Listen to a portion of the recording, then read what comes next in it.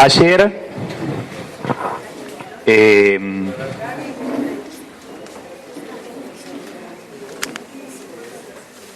planteamos la necesidad de mirar a Jesús. Él es nuestro modelo, Él es nuestra meta. Desde el primer momento de nuestra vida cristiana,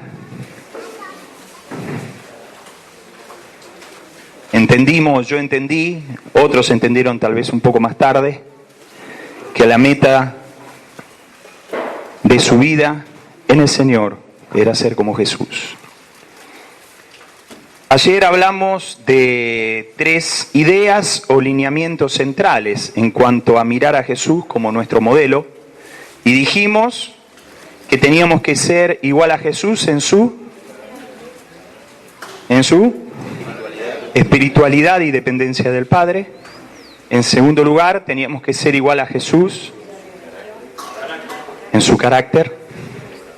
Y en tercer lugar, dijimos que teníamos que ser igual a Jesús en su acción, en su obra.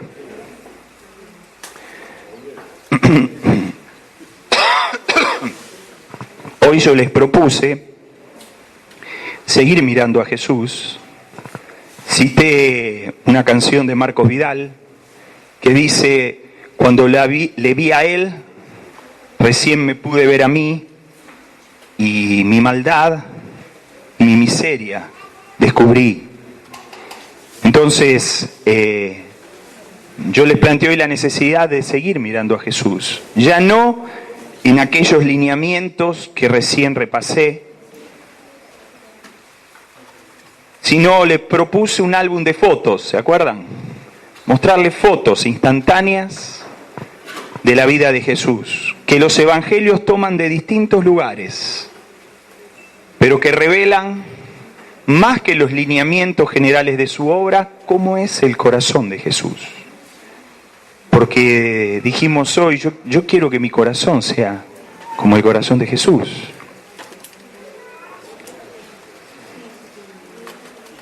Entonces, yo hablé de 10 fotos, hoy hablamos de 7, faltan 3, y me gustaría,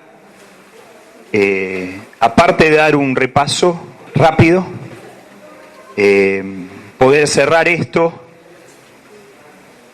en esta tarde. Gracias.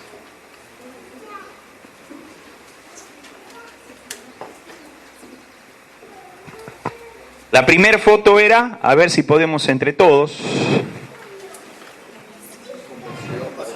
su compasión por los perdidos. En la casa de Zaqueo, Lucas 19:10, Él revela su misión, porque el Hijo del Hombre vino a buscar y a salvar lo que se había perdido. Dijimos que cuando Jesús mira a las multitudes hay una conmoción interior, porque las ve desamparadas y dispersas. Y dijimos también que el primer síntoma de que estoy perdiendo el primer amor es esa falta de compasión por los que se pierden. En segundo lugar, la segunda foto, ¿cuál era? Su preferencia por los niños, porque de ellos, porque si no nos hacemos como un niño, no vamos a poder entrar. Si sos muy filósofo, teólogo y te enredás en tus vanos razonamientos, estás muy lejos de ser un niño. Y Jesús sigue diciendo, de ellos es el reino de los cielos. Y si esa era la preferencia de Jesús, los niños, también tiene que ser nuestra preferencia. Y ahí hablamos un poco de nuestra actitud hacia los niños, de los padres y la actitud hacia sus niños, y de la actitud general que tenemos que tener en las reuniones, en la enseñanza. Esto no lo dije hoy, lo digo ahora, pero me acuerdo cuando en el año 99 Jorge Mitián nos vino a hablar a Rosario sobre el reino de Dios. Y cuando terminó una de sus palabras, se acercó una nenita. Tendría en ese entonces, yo calculo, unos 9, 10 años. Y le dijo, ¿me entendiste? ¿Me entendiste esto? Y la nena dijo, sí, te entendí todo. Y Jorge dijo, bueno, ahora me quedo tranquilo, porque yo quiero hablar para niños. Que nuestra enseñanza sea así, que lo que hablemos sea absolutamente entendible para niños, porque de ellos es el reino de los cielos. La tercera foto que revela el corazón de Jesús es su amor expresado en las demandas del reino. Tomamos al joven rico, a quien mirándole le amó.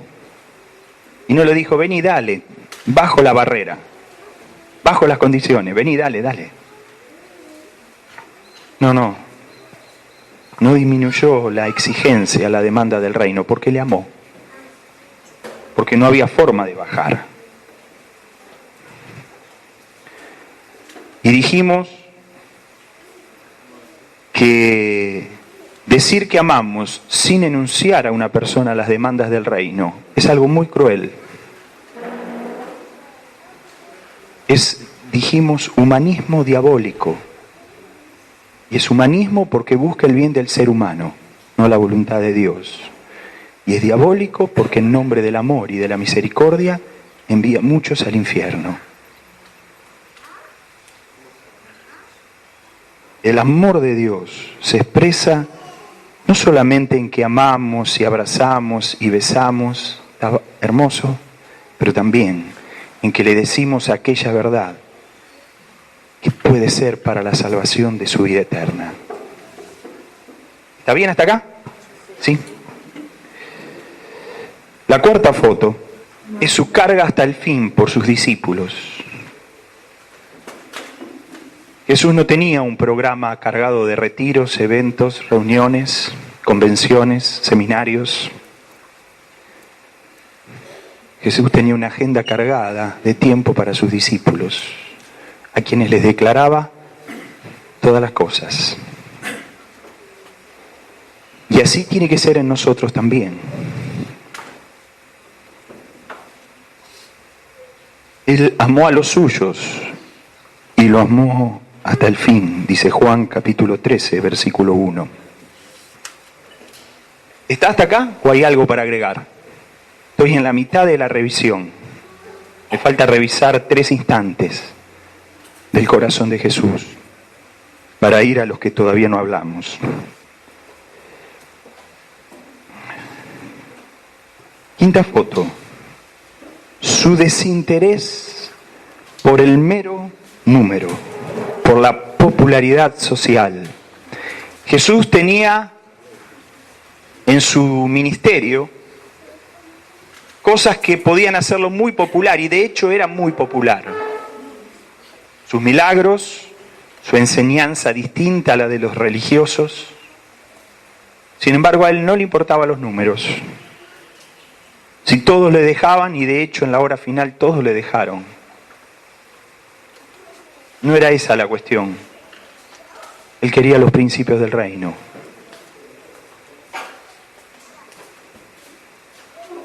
Y yo dije algo que quiero repetir, porque quiero repetir las cosas que me gustan y que me molestan. Repetí algunas cosas que me gustan, por ejemplo cuando hablé de los niños. Hay algunas cosas que me molestan y las quiero repetir, discúlpenme. Me molestan los mensajes triunfalistas, dije hoy, que todos son ganadas y no hay empatadas ni perdidas. No es así en la vida de los héroes de la fe, los bíblicos y los de la historia de la iglesia, no es así. Quiero ver hombres de carne y hueso, dije, porque no hay Superman o superhombres, en realidad hay uno solo, el que murió y resucitó.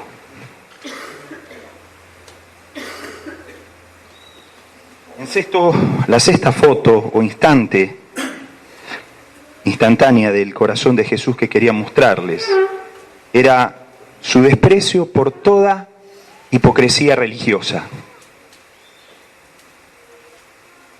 Él no tuvo grandes discusiones con los pecadores de su época. No tuvo grandes discusiones con los gobernantes de su época. Sus principales discusiones y conflictos, y que desde un punto de vista humano lo llevaron a la muerte, porque Él había venido para morir. Más allá de eso, fueron los conflictos con los religiosos, con la estructura religiosa que gobernaba en la región. Y yo dije, hoy muchas veces pasa lo mismo.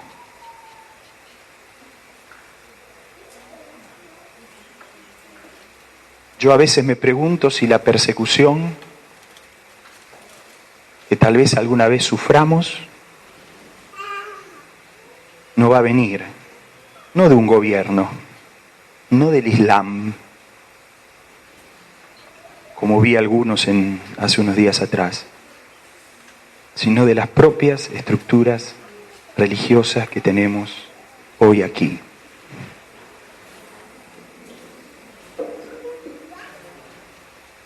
Y hablamos en contra de las tradiciones que ahogan e invalidan la ley de Dios, que ahogan e invalidan el modelo bíblico. Y hablamos de hacer giros. Y si los giros significan ruidos, benditos sean los ruidos. Y si los giros significan algunos conflictos, benditos sean esos conflictos. Pero vamos al patrón bíblico y vamos a dejar toda tradición, aunque sea de siglos, en nuestras prácticas.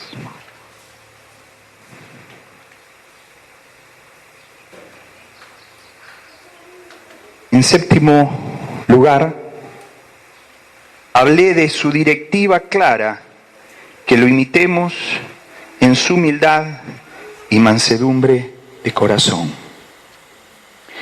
Dijimos que la mansedumbre y la humildad tiene que ser de corazón, no es el esfuerzo exterior como si fuera un ritual religioso, es un cambio en el corazón que tiene que ver con la cercanía con Cristo. Dijimos también que muy probablemente la falta de descanso de nuestra alma esté unida a que no somos mansos y no somos humildes. Porque dice, aprended de mí que soy manso y humilde de corazón y hallaréis descanso. Es el fruto de ser manso y humilde de corazón. Hasta acá llegamos. No sé si quieren que aclaremos algo, digamos algo, corrijamos algo, o seguimos. ¿Qué dicen? ¿Seguimos? ¿Alguien quiere preguntar algo? ¿Alguien quiere aportar algo?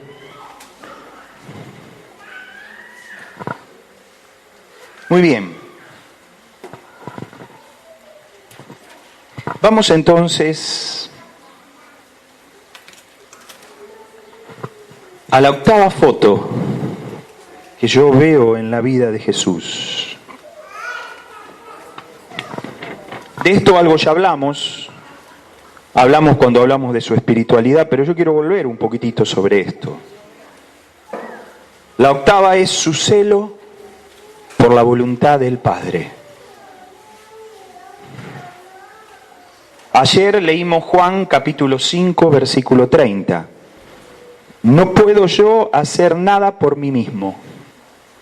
Según oigo, así juzgo y mi juicio es justo, porque no busco mi voluntad, sino la voluntad del que me envió, la del Padre. En Lucas capítulo 8, versículo 19 al 21, hay una escena ahí que quiero leer para después decir algo. Entonces su madre y sus hermanos vinieron a él, pero no podían llegar hasta él por causa de la multitud. Y se le avisó diciendo, tu madre y tus hermanos están fuera y quieren verte. Él entonces respondiendo les dijo, mi madre y mis hermanos son los que oyen la palabra de Dios y la hacen. ¿Qué les parece? No está diciendo que no lo iba a recibir, no dice que no lo recibió, pero estaba diciendo algo que hay en su corazón. Por eso digo que estas fotos son como una muestra, como indicios de lo que hay en el corazón de Jesús.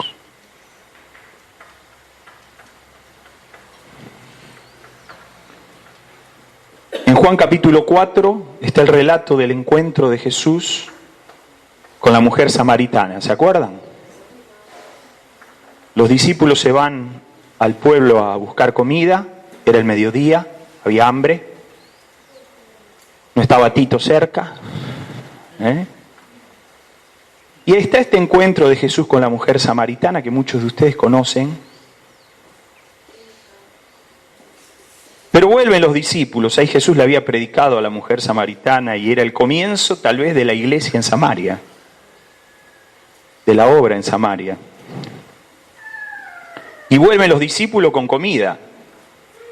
Yo me imagino, ellos habrán dicho, bueno, vamos a darle que empiece a comer y así nosotros comemos también.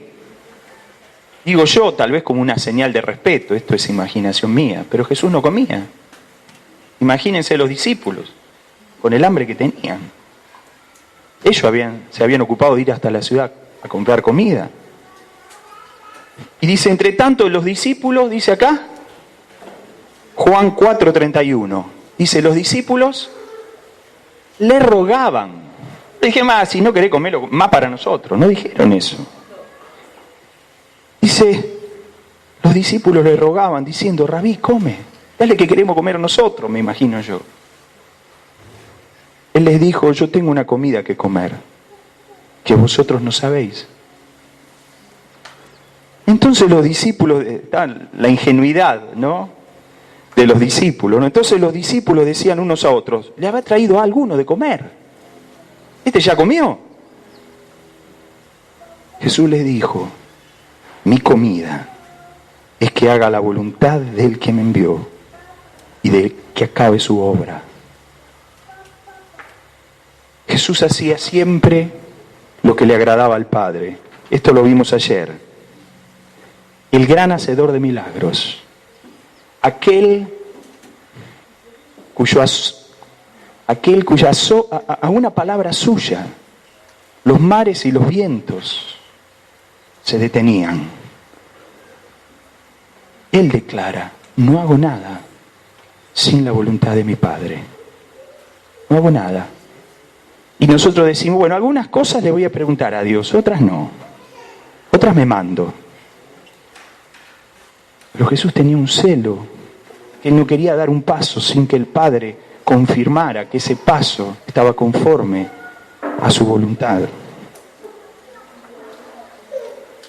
Jesús dice, mi mamá, mis hermanos son los que hacen la voluntad de mi Padre.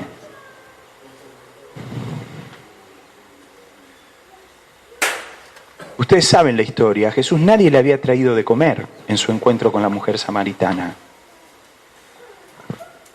Pero él dice, yo tengo una comida, hay algo que me alimenta, y es la voluntad de mi Padre.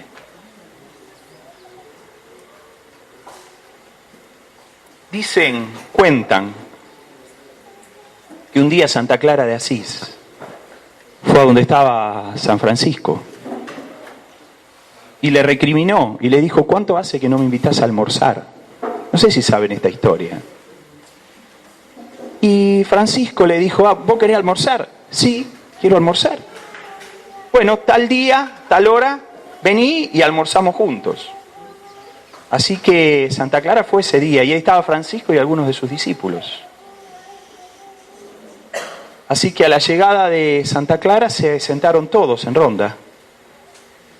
Y Francisco empezó a cantar una alabanza al Señor. Y otro de los que estaban allí compartió algo de lo que Dios le estaba hablando. Y otra alabanza y siguieron. Santa Clara estaba ahí esperando. Y en un momento le dijo, ¿y el almuerzo? Y San Francisco le dijo, ¿y qué estuvimos haciendo todo este tiempo? Ya comimos. Ahora, no estoy diciendo que dejemos de comer, ¿ustedes me entienden? Estoy diciendo que le demos prioridad a aquella comida que trae un crecimiento espiritual. Es bueno comer el pan de la tierra, el pan del trigo, pero qué bueno es comer el pan que viene del cielo, el cual es Jesús, y hacer su voluntad. Y yo tengo algunas preguntas para hacerle. ¿Buscamos en todo nosotros, como Jesús, agradar al Padre? ¿O nos tomamos algunas licencias?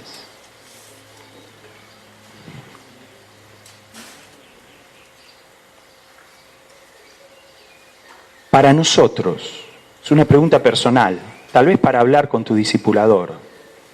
Para nosotros, ¿es importante la aprobación de Dios en lo secreto de nuestros actos, pensamientos y motivaciones?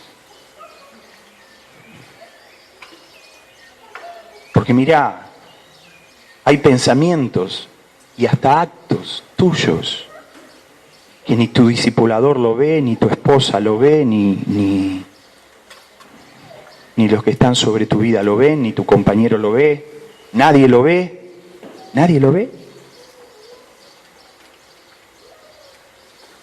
Yo no voy a tener que rendir cuenta de mis actos ante Víctor Rodríguez, ante Claudio Lancioni, en aquel día, pero sí ante alguien que ve cada instante de mi vida y están registrados mis hechos en los libros de los cielos. Entonces,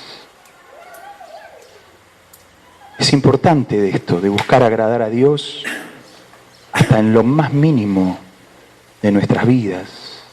Está bien que vea tal cosa, está bien que escuche tal música, agrada a Dios. ¿Agrada a Dios que me meta en tal conversación? ¿Es la voluntad del Señor que vaya a tal lugar?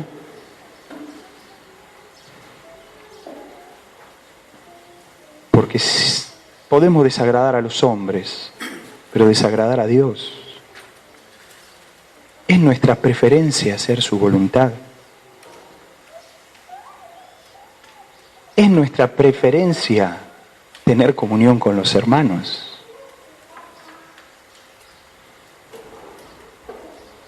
O a veces nos damos la licencia de tener, pongo entre comillas, comunión con los del mundo.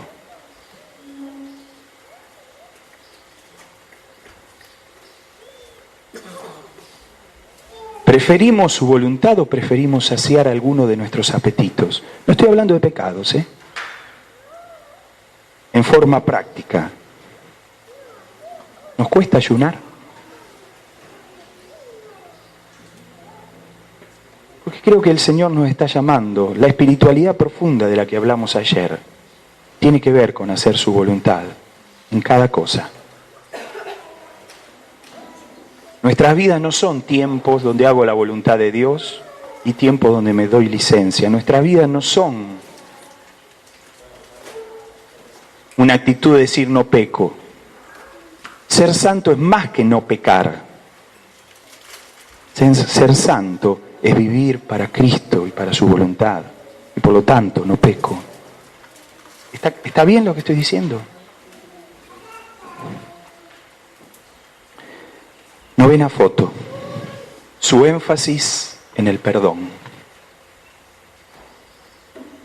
Mateo 6, versículo 14. Porque si perdonáis a los hombres sus ofensas, os perdonará también a vosotros, vuestro Padre Celestial. Mas si no perdonáis a los hombres sus ofensas, tampoco vuestro Padre os perdonará vuestras ofensas.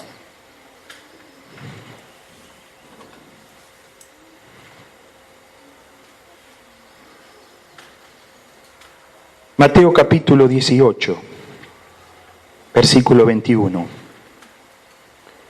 Entonces se le acercó Pedro y le dijo: Señor, ¿cuántas veces perdonaré a mi hermano que peque contra mí? ¿Hasta 7? Jesús le dijo: no te digo hasta 7, sino aún hasta... A ver, algún chico que me diga cuántas veces es. A ver. Espectacular, 490, bien.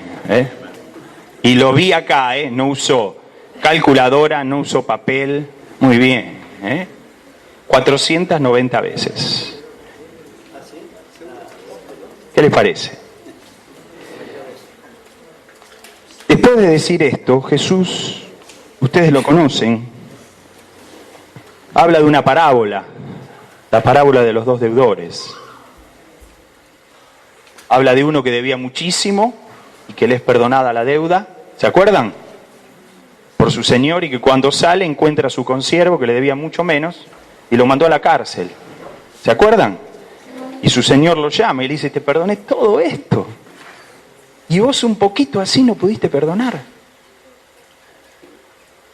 Y termina sacándole el perdón y condenándolo.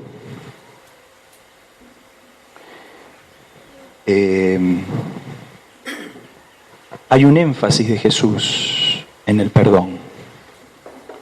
Y ese énfasis está después en las cartas apostólicas también. ¿Qué es lo peor? Que tengamos que perdonar a otro. ¿Alguna vez se pensaron? ¿Qué es lo que tengo lo peor? Que me pegue, que me insulte, que me traicione. ¿Qué es lo peor que yo podría perdonar? Y yo les digo, no es nada en comparación con lo que Dios nos perdonó. ¿No es así?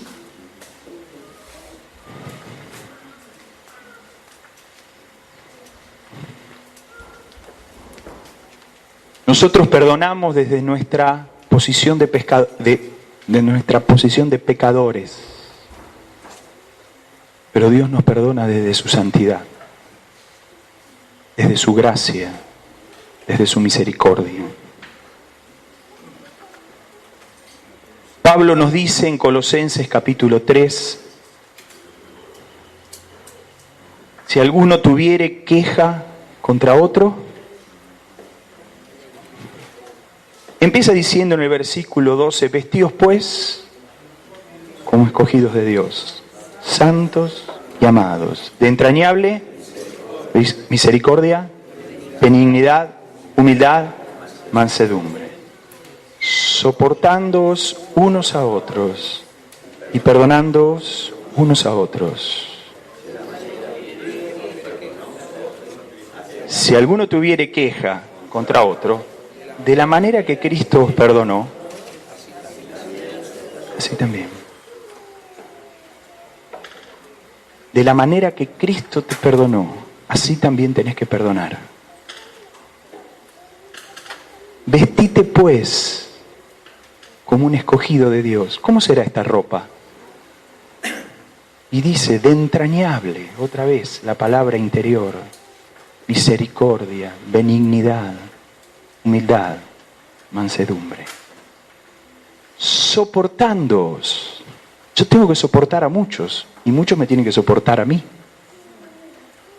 Nos tenemos que soportar mutuamente, unos a otros, y perdonándoos unos a otros. Si alguno tuviere queja contra otro, mirá, hay un modelo de perdón y de perdonar. Es Jesús. Siendo perfecto, murió en una cruz para apaciguar la ira santa de Dios y que pudiéramos tener perdón. De la manera que Cristo te perdonó, así también lo tienen que hacer ustedes. Y Pablo dice algo más, porque está hablando de la vestidura del escogido de Dios y habla del sobre todo. Ahora no usamos sobre todo, pero cuando viene el invierno usamos sobre todo, ¿no? Pero sobre todo, vestidos de amor. Es el vínculo perfecto. Sobre todo esto, que haya amor de Dios, ágape de Dios, amor desinteresado, amor sacrificial, amor que se entrega, amor que perdona. ¿Está bien? Me dijo una vez un hermano, allá en Rosario, hablando del perdón, me dijo esta frase y me gustó. Así que por donde voy y hablo esto, digo la frase, porque la verdad que me gustó. Él me dijo así: el perdón es la venganza de los buenos. ¿No? Alguien que te quiere herir, perdónalo. Qué bronca le genera, o te perdona él también, o no sé, ¿no? Pero perdónalo. El perdón es la venganza de los buenos. Jesús perdonó en la cruz a los que lo mataban. Una foto sublime dentro de esta foto. Padre, perdónalos. No saben lo que están haciendo. Y quiero dejarles algunas preguntas. ¿Podemos arriesgarnos a no perdonar si tenemos la convicción interior que nuestros pecados fueron perdonados? ¿Ustedes creen que sus pecados fueron perdonados? ¿Lo creen sinceramente? Bueno, Jesús dijo recién que tengamos cuidado, porque si no perdonamos, ponemos en peligro esa convicción que tenemos. Podemos orar al Señor y decir que tenemos comunión con Dios, con resentimientos y rencores internos, con problemas no arreglados con los hermanos. Quiero decirles, también convencido de lo que digo, que tu oración no va a pasar del techo de la habitación donde estás orando. Porque no hay verdadera comunión con Dios cuando hay nidos sucios en nuestro corazón de rencor y de resentimiento hacia el hermano. No podemos tener comunión con los hermanos cuando está esto adentro nuestro. Si yo estoy mal con Alex y vengo y digo, voy a tener comunión con ustedes, no es así. Puedo decirlo, puedo proclamarlo, puedo abrir las escrituras, puedo decirles cosas, pero no hay verdadera comunión, porque estar mal con mi hermano, no perdonar a mi hermano, es no perdonar a una persona por la cual Jesús murió, y por lo tanto no puedo tener comunión con el cuerpo. Mañana vamos a tomar la cena del Señor, ¿no? ¿Puedo tomar la cena del Señor cuando hay falta de perdón en mi corazón? Nos arriesgamos a comer y a beber juicio. Y Pablo dice, muchos se enferman, muchos mueren. Por favor, hermanos, que esto no nos pase en nuestros corazones. Vamos a la última. Foto instantánea en la vida de Jesús.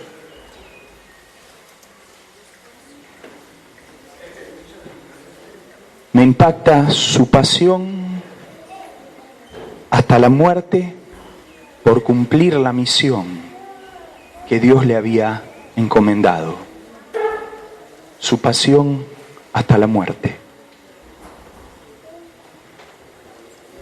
Ya al principio de su ministerio, cuando la madre le dice en una boda, no hay más vino. Él, antes de hacer el milagro que hace, le dice algo. Dice, ¿qué tienes conmigo, mujer? Aún no ha venido mi hora. ¿De qué hora estaba hablando? Más adelante, en Juan capítulo 17, dice, yo te he glorificado en la tierra, he acabado la obra que me diste que hiciese. Estaba a las puertas de algo. Estaba entrando a su misión final. Había llegado aquella hora que le había dicho a su mamá hacía tiempo, todavía no ha llegado mi hora.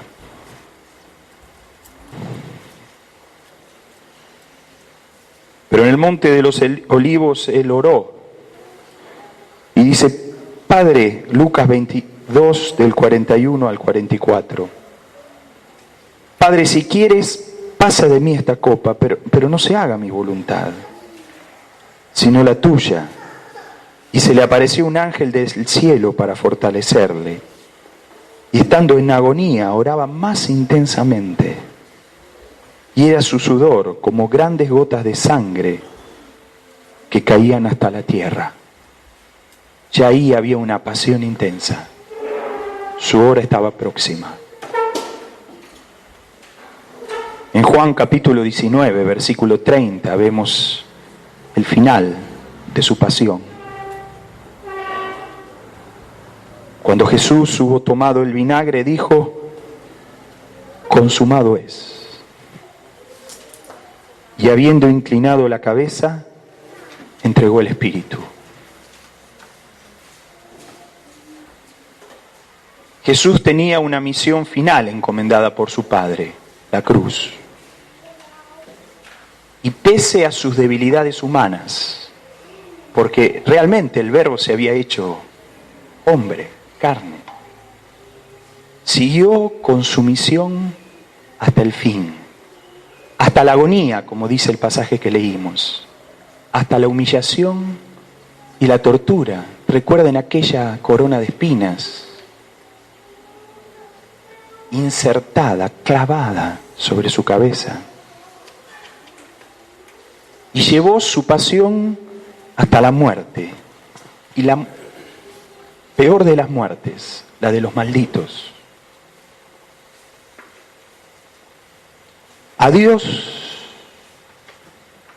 Dios a nosotros no nos pide morir en una cruz. Puede que sí. Dicen que en estos tiempos, en Siria y en Irak, algunos cristianos han muerto en una cruz. Pero podemos decir que en general Dios no nos pide a nosotros que terminemos en una cruz. Seguro no nos pide que terminemos en una cruz por los pecados de otros. Eso ya lo hizo Jesús. Pero Dios nos pide que con pasión cumplamos la misión que Él nos da. Y cuando hablo de pasión, no hablo solamente de una fuerza interior, o un gritar como el de un hincha de fútbol. Estoy hablando de estar dispuesto a todo por causa del Señor. La historia de la iglesia está regada con la sangre de miles y miles que derramaron su sangre por Cristo y por la causa del Evangelio. ¿Es así o no? Hoy mismo, en muchas naciones, ser cristiano significa peligro de encarcelamiento, peligro de torturas, peligro de muerte. Tal vez después del break les cuente algún testimonio referente a esto. Les cuente sobre un país donde ser cristiano, y así los preparan a los que se convierten, es peligro inminente de terminar en la cárcel. Quiero hablarles también de otro país, donde ser cristiano, ¿saben cuando alguien se convierte lo que le dicen? Si en ese país se convirtiera Claudio está ahí en ese país, lo primero que le dicen a este discípulo llamado Claudio es, mirá, tarde o temprano, es cuestión de tiempo, tarde o temprano vos vas a ir preso. No le dicen de la posibilidad, le hablan de la certeza. Yo quiero contarles después del break y cómo Dios opera milagros en medio de todo ese mover, aunque algunos son llevados a la cárcel para no verlos más, aunque algunos van a una iglesia casera y se despiden de su esposa que tal vez ese día no pudo ir, como si no la vieran más, porque está el peligro de que no la vean más. Yo sé que hoy tenemos libertades acá, pero yo quiero hablarles de otros lugares donde nuestros hermanos no tienen esas libertades. Y quiero decirles que va a llegar la hora donde la misma pasión se nos va a exigir a nosotros, porque el Señor está cerca.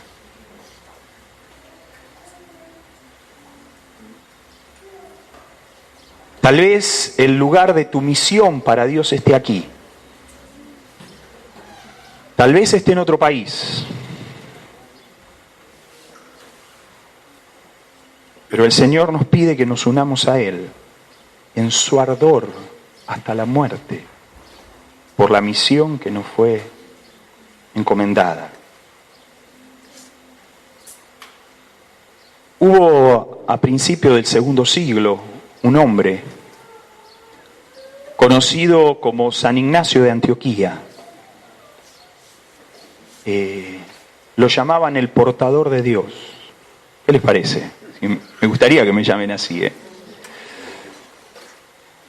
Él era uno de los presbíteros, obispo de la iglesia en Antioquía de Siria. Lo denunciaron como cristiano y lo condenaron a morir en Roma, arrojado a los leones.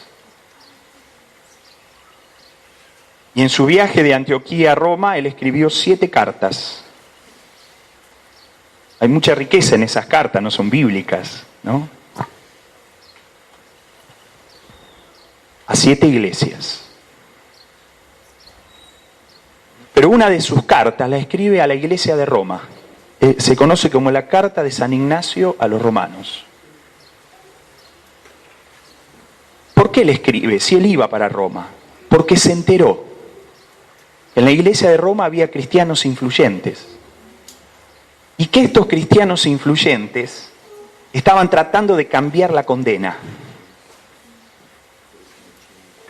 En vez de que lo arrojaran a los leones, que le dieran cadena perpetua. Y él le escribe una carta. Y en síntesis,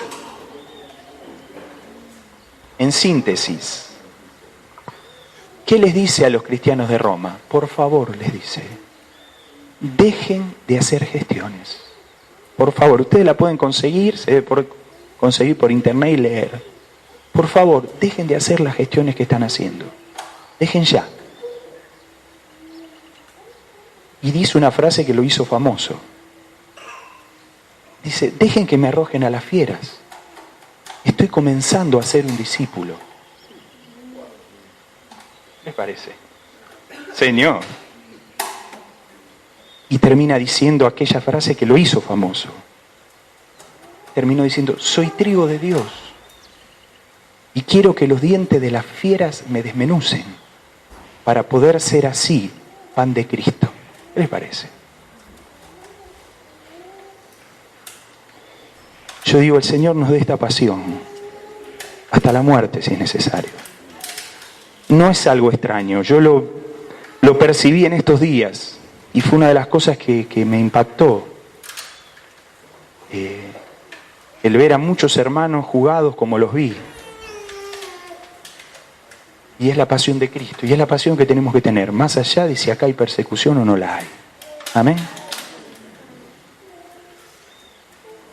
Porque el Señor nos pide todo, aunque aborrezcamos nuestras propias vidas y seamos así sus discípulos. Amén. Aleluya.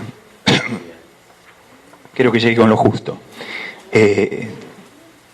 Paramos aquí y después, si les parece, podemos hablar un poquitito de algunos países y algunos testimonios que escuché y que viví estas últimas 3 semanas. Oramos. Señor Jesús, sin muchas palabras, sin muchos adornos, quiero pedirte, Señor, para mí y para mis hermanos, una sola cosa, que podamos ser como vos, Señor. en tu dependencia del Padre, en tu carácter, en tu obra, podamos ser como vos, Señor. Y te pido también, Señor, tal vez como algo más para mi vida y la de mis hermanos, que podamos percibir tu corazón, estar tan cerca de tu corazón que podamos percibir cómo es. Y al estar cerca de tu corazón, también ser transformados a tu misma imagen por el Espíritu del Señor. Amén.